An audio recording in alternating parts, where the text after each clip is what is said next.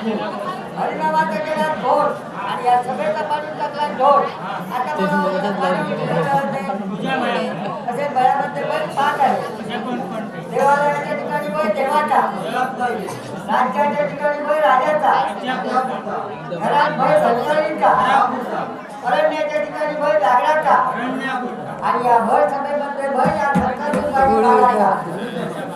देवाला हस्ते जोडतो आणि साऱ्या सभेला बोलवतो. आज आहे जेवणाची जत्रा. सगळ्यांच्या भेटी आलेल्या आहेत, सगळ्यांच्या सूचना आलेल्या आहेत.